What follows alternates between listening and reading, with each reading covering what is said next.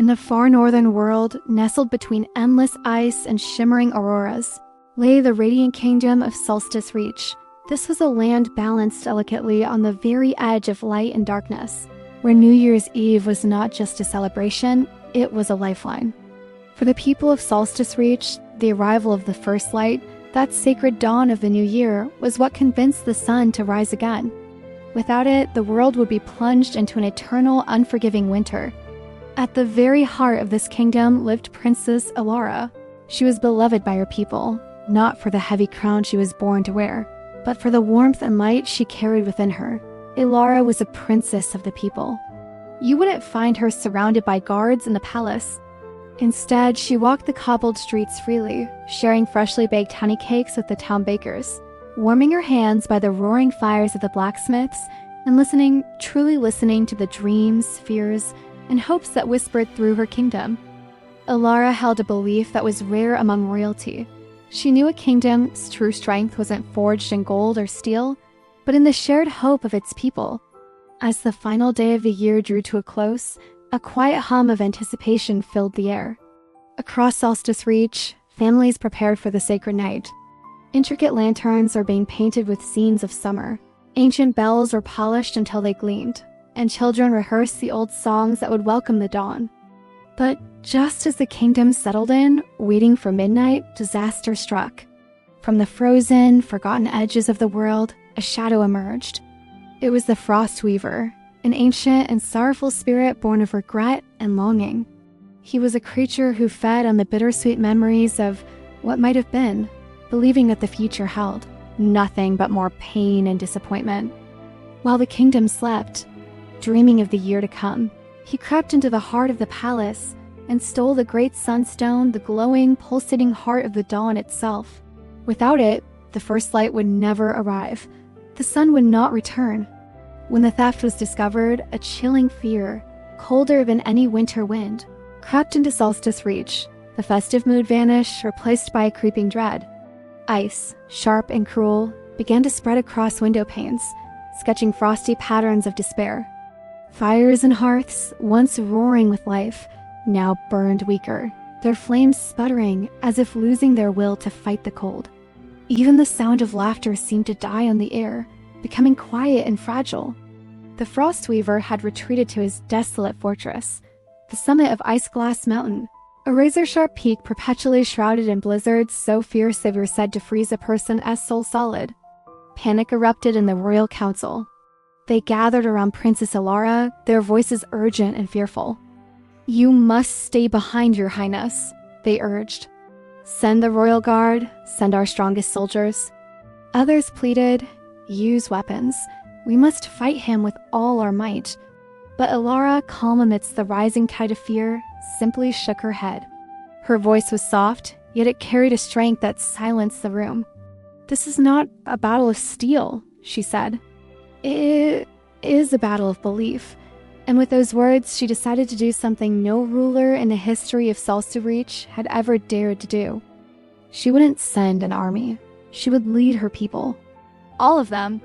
The call went out, and slowly a different kind of army began to assemble. Bakers, their cloaks still stained with flour, wrapped themselves tightly against the cold. Blacksmiths, their hands calloused from the forge, carried lanterns holding glowing embers from their fires. And behind them followed the children, their small hands clutching handmade hope lanterns. Each tiny lantern was unique, lit not with a simple flame, but with a cherished memory from the year that was passing, a memory of kindness shared, a moment of pure laughter, a quiet act of forgiveness. Together, this unlikely procession began their ascent of Ice-Glass Mountain. The storm that guarded the peak was a living thing, a malevolent force that howled and shrieked around them. It didn't just carry snow and ice. It whispered insidious doubts directly into their minds. It reminded the baker of a batch of bread that burned, the blacksmith of a blade that cracked, the children of arguments with their friends. It was a storm of failure, of regret, of all the moments they wished they could go back and change. One by one, the blizzard tried to extinguish their hope lanterns by freezing the hope in their hearts. The icy whispers grew louder, more personal. An old woman stumbled, her lantern flickering as a memory of a loved one lost threatened to overwhelm her. A young man faltered, the wind reminding him of a promise he had failed to keep. But each time someone stumbled, another person would immediately step closer, shielding them from the wind. When one person's lantern dimmed, another was lifted right beside it, its warmth sharing strength.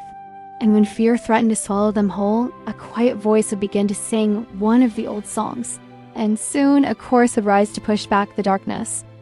They were not just individuals climbing a mountain. They were a community, their shared warmth a defiant shield against the cold. Finally, battered but unbroken, they reached the summit. There, they found the Frostweaver, a figure shrouded in ice and sorrow, his form almost blending into the blizzard. He stood guard over the sunstone, which now lay dark and cold at his feet. His voice was the sound of cracking ice, filled with an ancient sadness. "Why do you move forward?" he demanded, his voice echoing with the pain of 1,000 regrets. "The past is safer. Here, frozen, it can never hurt you." Princess Elara stepped forward, her own hope lantern, filled with her unwavering belief in her people, blazing brighter than all the rest. She looked at the sorrowful spirit not with anger, but with a deep, profound understanding. "Because tomorrow is where healing lives," she answered, her voice clear and strong against the wind. "Because hope is always worth the risk." As the final chime of midnight struck, a moment that should have signaled the descent into eternal darkness, the people of Solstice Reach did something incredible. Following their princess, they raised their hope lanterns high. The collective warmth from hundreds of small, personal acts of courage, unity, and belief began to pour forth.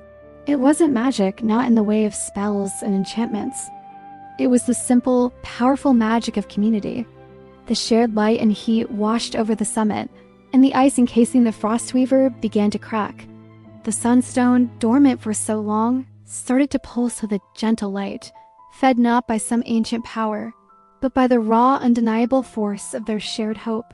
The Frostweaver let out a final, mournful sigh, but it was not a cry of defeat. It was a sigh of release. His power, built on isolation and regret, was broken not by force, but by the quiet strength of forgiveness and the promise of a new day. He faded away, not destroyed, but dissolved into the coming dawn. And then it happened. A single golden ray of light broke over the horizon. The first light had arrived. The sun, coaxed back by the unwavering hope of a united kingdom, began its slow, majestic climb into the sky. Its warmth spilled over the mountains and down into the valleys, and beneath the melting snow, the first hints of spring began to breathe. Solstice Reach was saved. And in that glorious New Year's dawn, they learned a truth that would be passed down through all generations to come.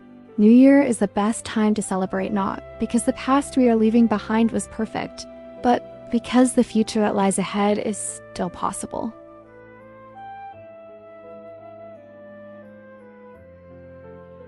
And share it with someone who might need a little reminder that hope is the strongest light of all.